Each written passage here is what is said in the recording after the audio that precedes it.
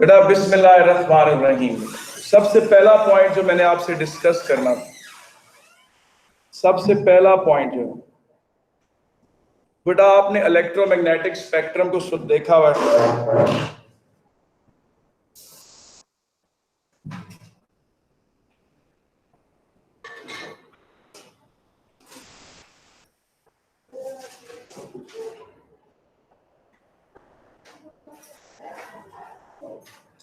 बेटा consider the electromagnetic spectrum. बेटा electromagnetic spectrum को आप जरा कंसिडर करें।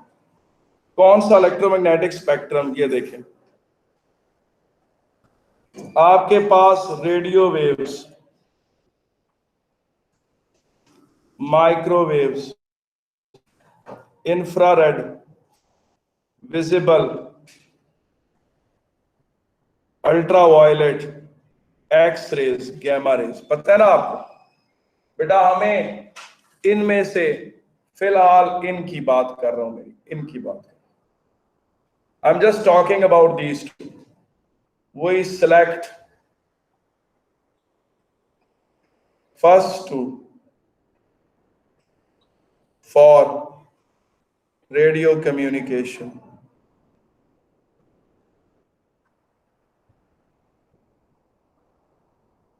We select first two for radio communication, ठीक है कि नहीं?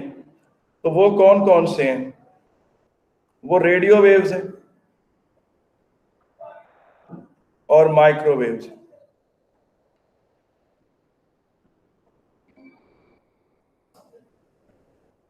रेडियो वेव्स और माइक्रोवेव्स, ठीक है। रेडियो को हम 5 सब बैंड्स में तकसीम कर देते हैं। बेटा रेडियो वेव्स को हमने किस में तकसीम कर दिया? 5 सब बैंड्स में। और माइक्रोवेव्स को भी 2 सब बैंड्स में डिवाइड कर, रेडियो वेव्स को भी और माइक्रोवेव्स को भी इसमें कर दिया 2 सब बैंड्स में डिवाइड कर, ठीक है कि नहीं? अब देखें क्या होगा। We divided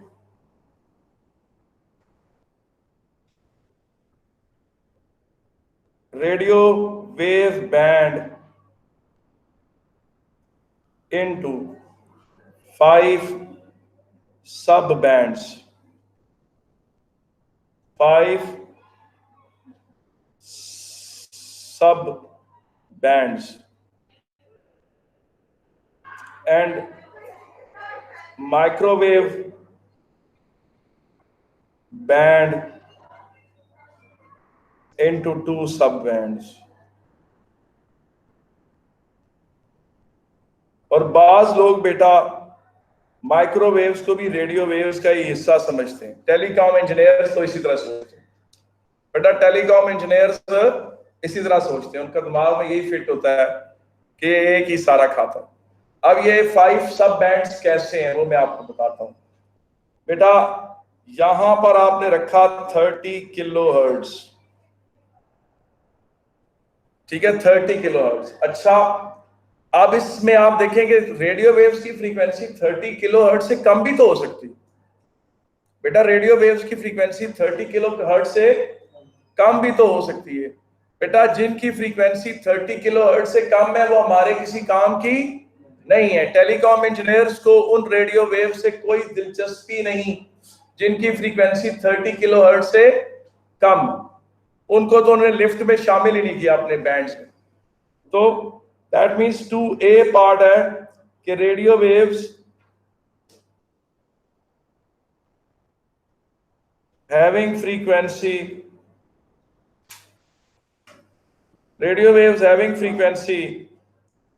less than 30 kilohertz have no importance from telecommunication perspective.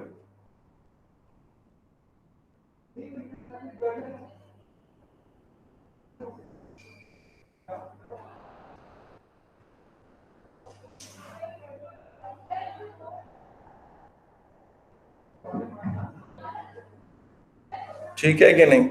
Radio waves having frequency less than 30 kilohertz have no importance from telecommunication perspective. So we will start from 30. 30 को 10 से मल्टीप्लाई करें तो 300 किलोहर्ट्ज। बेटा ये से कहते हैं low frequency band. क्या कहते हैं बेटा? इसको भी 10 से मल्टीप्लाई करें तो 3000 किलोहर्ट्ज। 3000 किलोहर्ट्ज क्या होता है? 3 मेगाहर्ट्ज। और बेटा ये है मीडियम फ्रीक्वेंसी बैंड। और बेटा इसको भी 10 से मल्टीप्लाई करें तो आ जाता है 30 मेगाहर्ट्ज। बेटा ये हाई फ्रीक्वेंसी बैंड कहलाता है। क्या कहलाता है? High frequency band. इसको भी 10 से मल्टीप्लाई करें तो आता है 300 मेगाहर्ट्ज। इसे कहते हैं VHF, very high frequency band. 300 megahertz से आगे आता है 3000 मेगाहर्ट्ज की बाउंड्री। ये कितनी बनती है? 3 गीगाहर्ट्ज। बेटा 3 गीगाहर्ट्ज पर UHF खत्म हो रहा होता है। UHF क्या होता है? Ultra high frequency band. ठीक है कि नहीं? और रेडियो वेव्स 3 गीगाहर्ट्ज पे स्टॉप हो रही। अब देखें इस जगह पर वेवलेंथ है इस पॉइंट पे 10 सेंटीमीटर।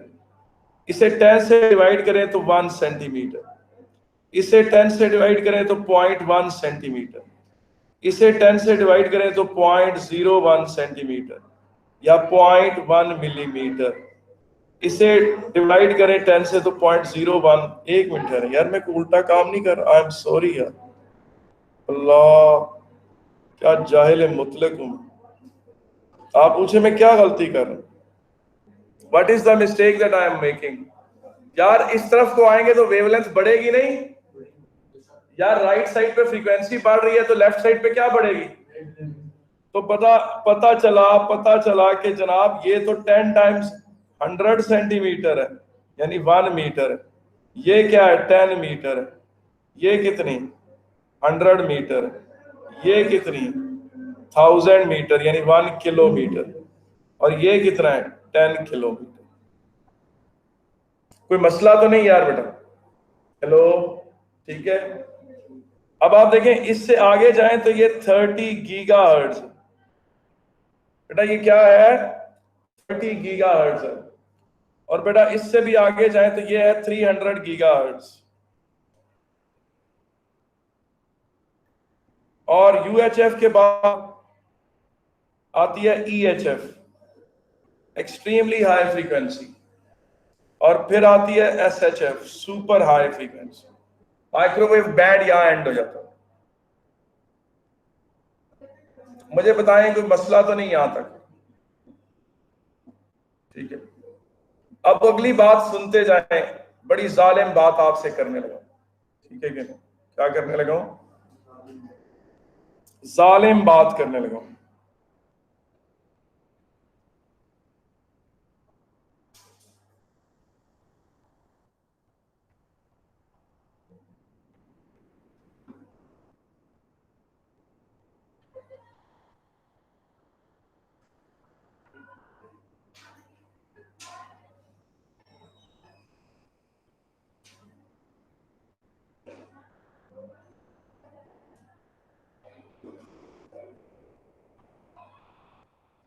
जी बेटा ये देखें, आपको जो बात कहनी है मैंने यहां पर, ये पॉइंट नंबर 3 है कि ये आपका क्या ख्याल है? ये सारे बैंड बराबर हैं? ये सारी बैंड विड्थ बराबर हैं? क्या ये बैंड्स इक्वल विड्थ के? क्या मीडियम फ्रीक्वेंसी का बैंड और लॉन्ग फ्रीक्वेंसी के लो फ्रीक्वेंसी का बैंड एक जैसा है? ये एक जैसे नहीं है। पूछें क्यों बना? ये देखें पॉइंट नंबर 3A। बेटा ये होता है नॉर्मल स्केल। ये क्या है? जी तुम सही कह रहे हो, बिल्कुल यू आर राइट। ये है नॉर्मल स्केल। बेटा ये क्या है?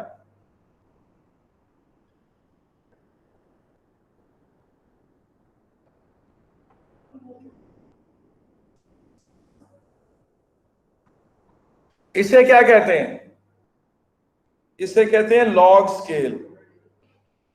और लॉग स्केल में नोट करें कि ये जो पर्पल विड्थ है ना, ये वाली, और ये देखें ये विड्थ, पर्पल ब्लू से 10 टाइम्स बड़ा है। पर्पल ब्लू से 10 टाइम्स बड़ा है। पता चला कि ये बड़ा अजीबो गरीब स्केल है, इसके धोखे में न जाना। और इसमें आप देखो तो जो ग्रीन बैंड विड्थ, ये अकेली इससे कितनी बड़ी है, 10 टाइम्स बड़ी है। ठीक है ना। Purple scale is 10 times bigger than blue scale। इसका मतलब है आगे जाएंगे तो बैंड बढ़ते जाएंगे, बैंड्स बढ़ रहे हैं। अब इसके बारे में गौर से सुनने वाली बातें सुने, मैं एक ही दफा में बहुत ही कुछ कह दूंगा जो बार बार फिर नहीं मैं कह सकूंगा।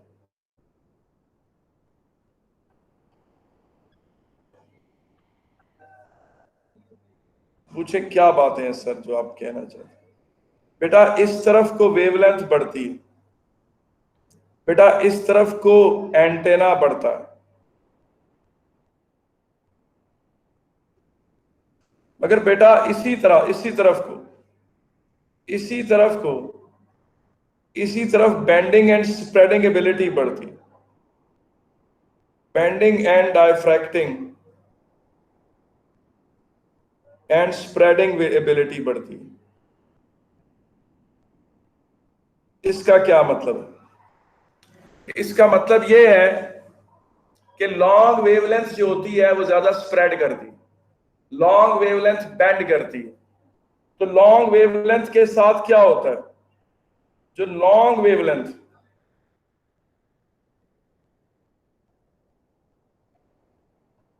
क्या करती है, बेंडिंग एंड स्प्रेडिंग और diffraction ability, ability to diffract increases. इसका फायदा क्या है? फर्ज करें कि ये पहाड़ी सिलसिला है माउंट एवरेस्ट का, ये बिग माउंटेन्स। बेटा ये गिलगित रेडियो स्टेशन है, ये क्या है, गिलगित रेडियो स्टेशन।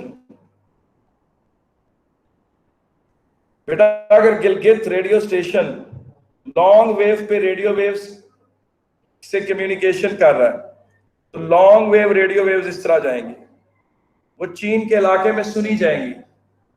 गिलगित से आगे जब पूरा माउंटेनियस रीजन क्रॉस करके कोई बंदा गिलगित का रेडियो स्टेशन तिब्बत की साइड पे सुनना चाहे तो लॉन्ग वेव्स वहां पहुंची होंगी। लेकिन गिलगित के रेडियो स्टेशन से जो भी हाई फ्रीक्वेंसी वेव जा रही होगी वो बड़ी मुतकब्बर होती सीधी जाती है उसने नहीं डाइफ्रैक्ट करना। आपको समझ आ गई कि नहीं?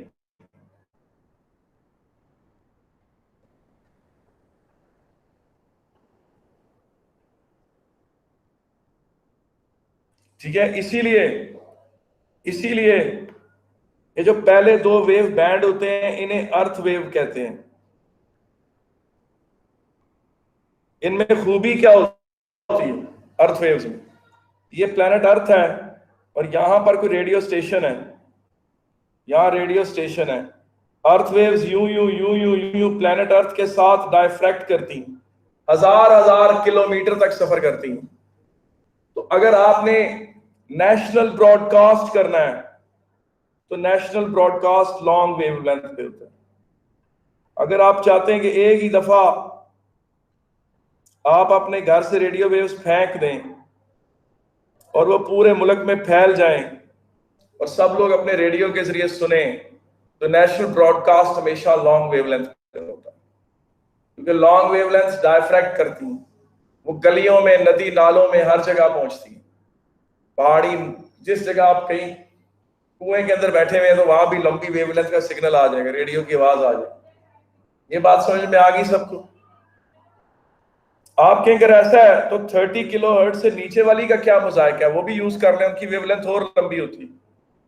जो 30 किलो हर्ट्ज से नीचे होती हैं बेटा, उनकी वेवलेंथ जो होती है बहुत लंबी होती है। बहुत वेवलेंथ लंबी होती है तो डायफ्रैक्शन बहुत ज्यादा होती है। डायफ्रैक्शन ज्यादा होती है तो क्या होता है, लूज कर देती है अपनी इंटेंसिटी। जाहिर है जो चीज ज्यादा डायफ्रैक्ट करेगी उसकी इंटेंसिटी क्या होगी,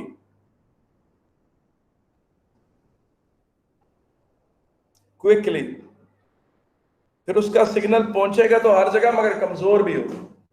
यार एक चीज जो बहुत ही फैल रही है तो उसकी इंटेंसिटी कम नहीं होगी, उसकी एनर्जी स्प्रेड हो रही है। कोई जगह नहीं जहां उसका सिग्नल जा रहा तो एनर्जी उसकी कम हो जाएगी। मतलब बार बार ये होता है कि 30 किलो हर्ट्ज से नीचे तो टेलीकॉम इंजीनियर लिफ्ट ही नहीं कराता। उनको पता है कि हाँ बेटा यूफोन का भी बता देता हूं। बेटा यूफोन ने गवर्नमेंट ऑफ पाकिस्तान से ये पर्पल वेव बैंड एलोकेट करवाया हुआ 890 मेगाहर्ट्ज से लेकर 900 मेगाहर्ट्ज, ये यूफोन के पास। मोबलिंग के पास पूछें क्या है, मोबलिंग के पास 905 मेगाहर्ट्ज से लेकर 915 मेगाहर्ट्ज मोबलिंग के पास।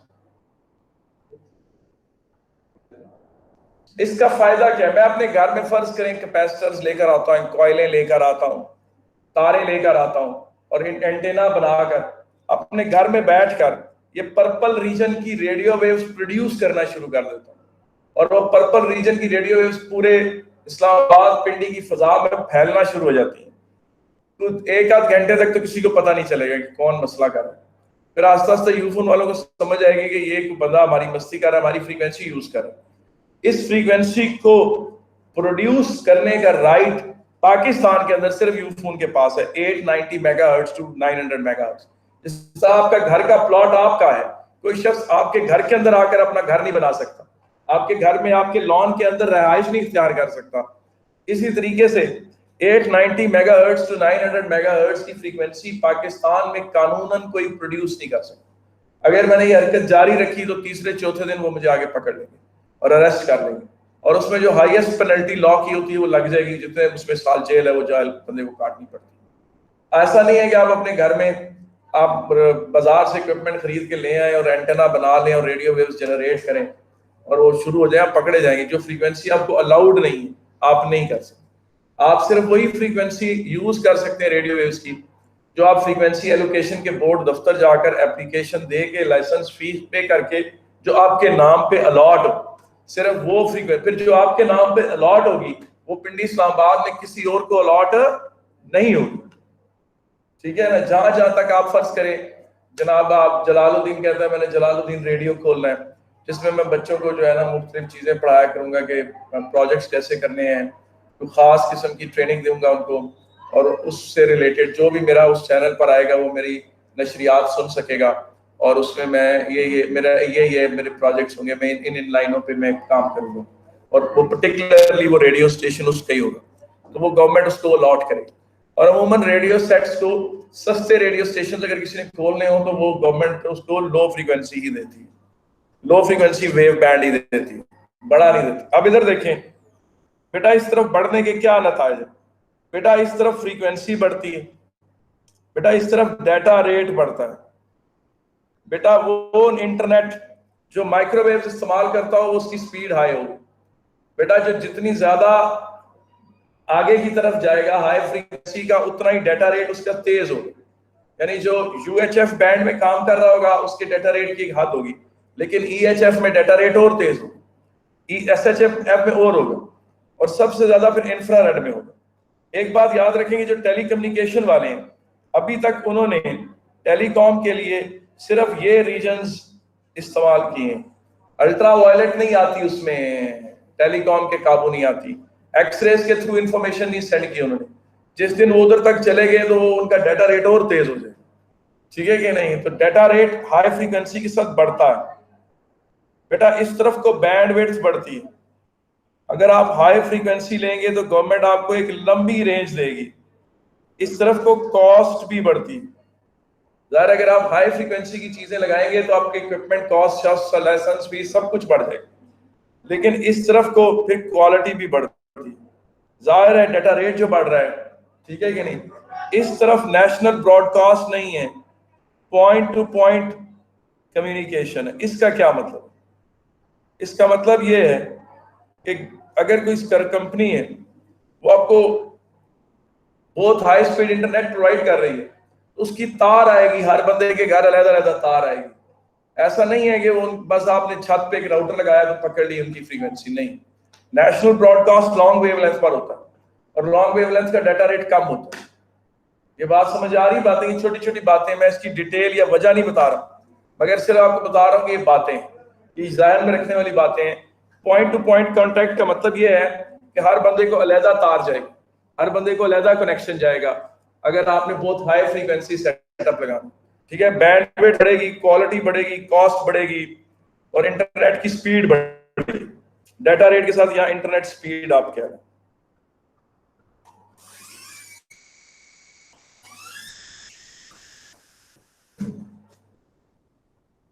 बेटा जो आपके घर में राउटर लगा हुआ होता है,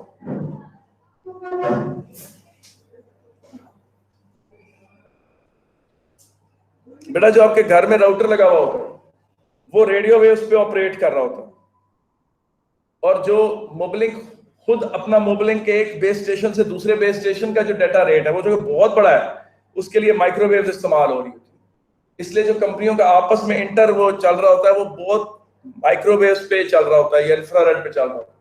बंदों को जो देते हैं कनेक्शन वो रेडियो वेव्स में दे रहे हैं। आपके घर में रेडियो वेव्स लगे होंगे, आपके घर में माइक्रोवेव्स नहीं लगी होंगी। समझ आ गई बात आपको? यार कोई मसला तो नहीं है इसमें। इससे ये बात भी पता चलती, आगे चलते चले जाए। यार ये जो वेव्स हैं ये स्पेस वेव्स कहलाती हैं। यार ये स्पेस वेव्स क्यों कहलाती हैं? यार ये स्पेस वेव्स क्यों कहलाती हैं? जी बेटा, जो स्पेस वेव्स इसलिए कहलाती हैं, मैं बता दूं, स्पेस वेव्स बिल्कुल स्ट्रेट ट्रैवल करती हैं। स्ट्रेट ट्रैवल करती हैं तो फिर क्या होता है? प्लेनेट अर्थ है गोल, प्लेनेट अर्थ क्या है? गोल है। यहां से आपने ये स्पेस वेव्स यानी वो रीजन हाई फ्रीक्वेंसी की वो स्ट्रेट गई। इसका मतलब क्या है? अब यहां पर एक टाउन ए है, ये टाउन बी है। बाय द टाइम आप टाउन बी पे गए हैं वो उससे कुछ 50 किलोमीटर दूर है, तो जो ये वेव है ये सीधी ऊपर की तरफ, आसमानों की तरफ जा रही थी। उनके पॉइंट ऑफ व्यू से वो ऊपर से गुजर गई, उन तक नहीं पहुंची। बात समझ में आई आपको कि नहीं? यानी हाई फ्रीक्वेंसी वेव्स जो होती हैं वो क्या होती है बेटा? वो स्ट्रेट ट्रैवल करती है। और कल मैंने बताया था लेक्चर में कि लाइन ऑफ साइट कितनी होती है? 30 किलोमीटर होती है। ठीक 30 किलोमीटर के बाद वो प्लेनेट अर्थ को छोड़ देती है। ये याद है बेटा कि नहीं सबको बात? 30 किलोमीटर का मतलब है प्लेनेट अर्थ, अगर आप प्लेनेट अर्थ परफेक्ट स्फीयर हो तो ठीक 30 किलोमीटर बाद आपको कुछ नजर नहीं आएगा। क्यों नजर नहीं आएगा? क्योंकि प्लेनेट अर्थ के बीच में गोलाई आ जाती है, ठीक है ना। वो शहर मतलब गुजर खान जो है, यहाँ से खड़े होकर आप गुजर खान नहीं देख सकते। गुजर खान यहाँ से 50 किलोमीटर दूर है। गुजर खान शहर है छोटा सा जीटी रोड पे। क्यों? वो प्लेनेट अर्थ के बीच में गोलाई आ जाती है। ये देखें इस तरह से, ये रावलपिंडी है तो गुजर खान इधर जा चुका होता। अगर अर्थ परफेक्ट स्फीयर भी होती तो रावलपिंडी से गुजर खान नजर नहीं आ रहा, ठीक है या नहीं? तो स्पेस वेव्स इसलिए इन्हें कहते हैं। अच्छा, फिर अगर स्पेस वेव्स इस्तेमाल करनी है तो क्या होगा? ये स्टेशन है तो यहाँ पर आपको बड़ा सा टावर लेना पड़ेगा, वो टावर इन्हें रिसीव करके रीसेंड करेगा। फिर यहाँ एक और टावर चाहिए होगा, वो इन्हें रिसीव करके फिर रीसेंड करेगा। पता चला कि हाई फ्रीक्वेंसी को प्लेनेट अर्थ पे घुमाना हो तो क्या चाहिए होती है? हर 30, 40, 50 किलोमीटर बाद आपको इंटरमिटेंट स्टेशन चाहिए होते हैं जो उसको रिसीव करें, रीसेंड करें। तो इसका मतलब ये है कि जनाब कॉस्ट ऑफ प्रोडक्शन क्या है? बहुत बढ़ जाती है। कॉस्ट ऑफ सॉरी उसकी अब हाई फ्रीक्वेंसी के साथ कॉस्ट क्या होती है? बढ़ना शुरू हो जाती है। तो ये स्पेस वेव्स आपके सर, अर्थ वेव्स होगी, स्पेस वेव्स होगी, इन्होंने क्या कसूर किया? इन्होंने बीच में जो है बेटा, इन्हें कहते हैं स्काई वेव्स। बेटा इन्हें क्या कहते हैं? स्काई वेव्स कहते हैं। स्काई वेव्स अब इस्तेमाल इतनी नहीं होती, लेकिन अगर जब होती थी तो क्या था इनमें? बेटा स्पेस वेव्स जो है वो प्लेनेट अर्थ को ठीक 30-40 किलोमीटर बाद छोड़ देंगी जी। आगे शुरू देख लें, यहाँ लिखा हुआ है स्पेस वेव्स शुरू हो जाती हैं 30 मेगाहर्ट्ज से। 30 मेगाहर्ट्ज से आगे वाली सारी क्या कहलाती हैं? स्पेस वेव्स कहलाती हैं। मुझे बताएं यहां तक ठीक है यार कि नहीं? बेटा यहां तक ठीक है?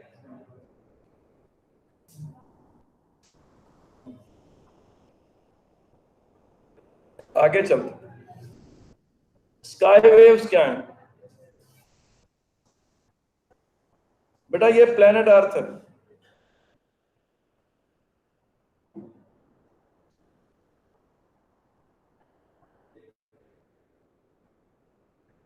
बेटा प्लेनेट अर्थ के ऊपर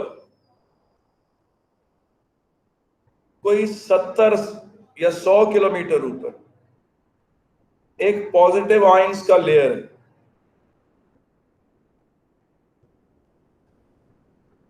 ये क्या है? पॉजिटिव आयंस का लेयर है।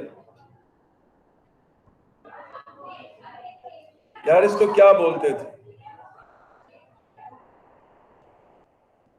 आयनोस्फीयर बोलते हैं। अब बेटा आप लोग ये चीज देखो, स्काई वेव्स आयनोस्फीयर से रिफ्लेक्शन पर इन्हिसार करती थी। Sky waves rely on reflection from ionosphere। लेकिन यार आयनोस्फीयर का मसला ये था कि हाइट ऑफ आयनोस्फीयर चेंज होती थी। हाइट ऑफ आयनोस्फीयर क्या होती थी?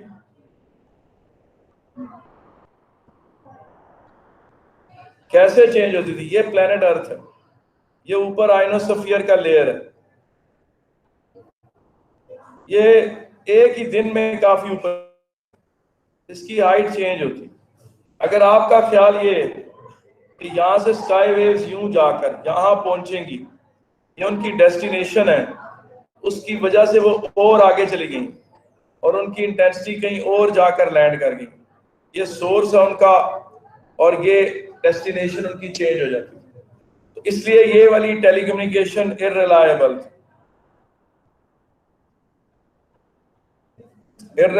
में। बेटा मैंने कहा कि प्लेनेट अर्थ के गिर्द 70-80 किलोमीटर ऊपर एक पॉजिटिव आयंस का लेयर है जिसे आयनोस्फीयर कहते हैं। ठीक है कि नहीं है? जी जी जी। वो बेटा ये मैं ज्यादा डिटेल में, लेकिन होता है उसकी हाइट चेंज होती रहती है और उसकी जो रेडियो वेव्स शुरू में आयनोस्फीयर से रेडियो वेव्स को रिफ्लेक्ट करवा कर इस्तेमाल करने का एक टेक्निक शुरू की थी और वो जो वेव बैंड इन पर्टिकुलर इसके लिए यूज किया जाता था उसको स्काई वेव्स कहते थे बेटा। लेकिन आयनोस्फीयर से रिफ्लेक्शन इररिलायबल थी। स्काई वेव्स आपने देखा हाई फ्रीक्वेंसी वेव बैंड है और उसकी वजह यह थी कि आयनोस्फीयर की हाइट चेंज होती रहती थी। उसकी वजह से आपको जिस तरफ रेडियो वेव्स आपने फेंकनी है वो जगह चेंज होती है। इससे ये होता था कि आप उस जगह पर रेडियो वेव्स नहीं जा सकती थी, मतलब जहां आपने जाना चले जाना चाह रहे हैं उनको वो कहीं और चलेगी। इसलिए ये इररिलायबल था। ये आस्ता आस्ता ये क्या कर दिया गया बेटा? डिस्कार्ड कर दिया गया। लेकिन नेवरदलेस नोट्स में जो कैम्ब्रिज नोट्स दिए उनमें इसका जिक्र है। हाँ सैटेलाइट्स बाद में आ रहे हैं, हाँ बाद में। अच्छा जी अगली चीज जो बात आपसे करनी थी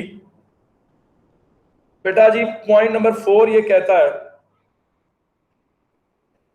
कि इन 1890 to 1900 humans discovered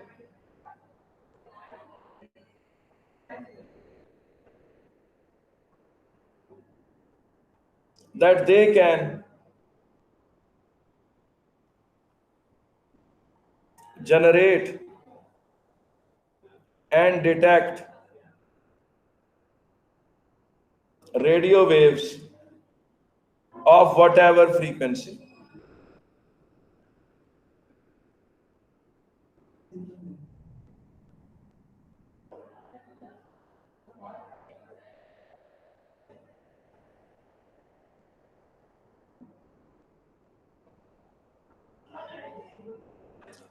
यानी ह्यूमंस को पता चला कि वो रेडियो वेव्स प्रोड्यूस कर सकते हैं, जिस भी मर्जी फ्रीक्वेंसी वो चाहे प्रोड्यूस कर सकते हैं और उसे डिटेक्ट भी कर सकते हैं।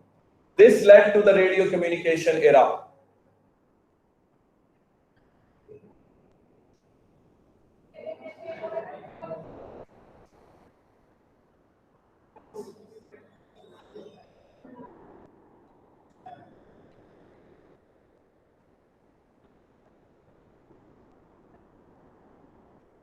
बेटा this open the era of radio communication. यहां से रेडियो कम्युनिकेशन शुरू होती। अच्छा, अब आप लोग ये चीज देखो, यानी ये चीज देखें कि ये आप एक एंटेना बना लिया आपने, ये एंटेना है, ये दो मेटल पोल्स हैं, इनके साथ आप एसी सोर्स जोड़ दें ये, और आप नोट करें एक बात, ये जो निशान है ना, ये एसी वोल्टेज का निशान, ये देखें, ये नोट करें कि ये एक क्लोज्ड एसी सर्किट है। ये क्या है? ये क्लोज्ड एसी सर्किट। बेटा क्लोज्ड एसी सर्किट में क्या होता है जी? एसी करंट की जो एनर्जी है, एसी करंट की जो एनर्जी है वो किस में कन्वर्ट हो जाती? Heat energy of resistance. लेकिन ये क्या है? ये एक ओपन सर्किट है। ओपन सर्किट समझते हैं क्या होता है? जो क्लोज नहीं है। इसमें क्या होगा? फिर इलेक्ट्रॉन्स, फर्ज करें ये कोई इलेक्ट्रॉन्स है, ये यूं वाइब्रेट करेंगे, ये उनका एक मोशन है, फिर वही इलेक्ट्रॉन्स यहां से यूं जाएंगे और यूं यूं वो वाइब्रेट करते हैं। उनकी इस वाइब्रेशन से उनकी energy as a radio wave emit होती है। इसका मतलब a wire carrying AC current acts as a radiating antenna of radio waves. A wire carrying AC current, a wire carrying AC current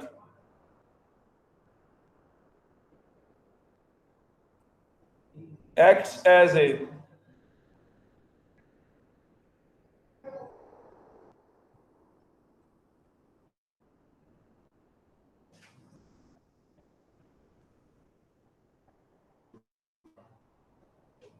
तो और उन्होंने देखा कि बेस्ट एंटेना डिजाइन क्या है। बेस्ट एंटेना डिजाइन ये था, बेस्ट एंटेना डिजाइन ये था जो ये आपके सामने है, ये λ/2 जिस wavelength of radio waves produce कर रहा है उसकी वेवलेंथ के आधे के बराबर एंटेना होगा। उसकी वेवलेंथ के क्या होगा बेटा?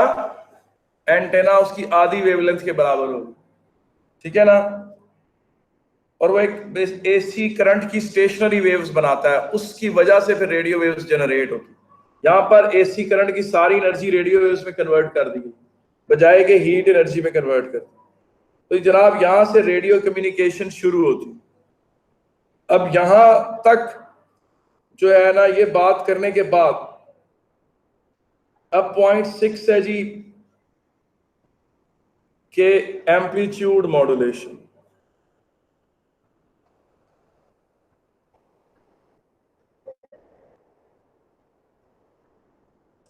बेटा इसको आप समझें एनक्रिप्शन, क्या आप एनक्रिप्ट कर रहे हैं। अब आप ये चीज देखें, फर्ज करें जलालुद्दीन ने गवर्नमेंट ऑफ पाकिस्तान से इजाजत ले ली, जलालुद्दीन को उन्होंने अलाउ कर दिया 39 से लेकर 48 किलोहर्ट्ज तक का फ्रीक्वेंसी बैंड, इसके सारे राइट्स जलालुद्दीन के पास आ गए। सिर्फ जलालुद्दीन इसे प्रोड्यूस कर सकता है इस रीजन में रेडियो वेव्स। जलालुद्दीन ने इसके बिल्कुल मिडल में 43.5 किलोहर्ट्ज एक इलेक्ट्रॉनिक सर्किट इसने खरीदा जिसे हाई फ्रीक्वेंसी जनरेटर कहते हैं। उसने जलालुद्दीन को एक वोल्टेज टाइम ग्राफ बना दिया। क्या बना दिया? एक वोल्टेज टाइम ग्राफ बना दिया यूं। उसका एम्पलीट्यूड कांस्टेंट था से 4 वोल्ट पे, और कोई बंदा अगर उसका टाइम पीरियड मेजर करें तो 1/t, इसको TC कह लें टाइम पीरियड को, तो ये 1/t से जो फ्रीक्वेंसी आती थी FC वो 43,500 हर्ट्ज आई।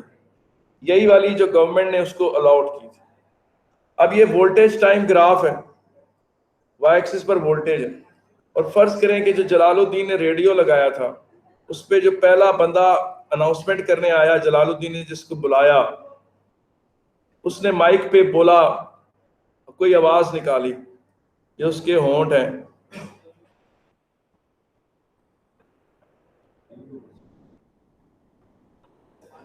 ये उसने आवाज निकाली तो माइक ने उसका ये करंट बना के पेश कर दिया, वोल्टेज टाइम ग्राफ बना के। इसे कहेंगे ऑडियो सिग्नल, इसे कहेंगे ऑडियो सिग्नल। अब पूछें क्या होगा?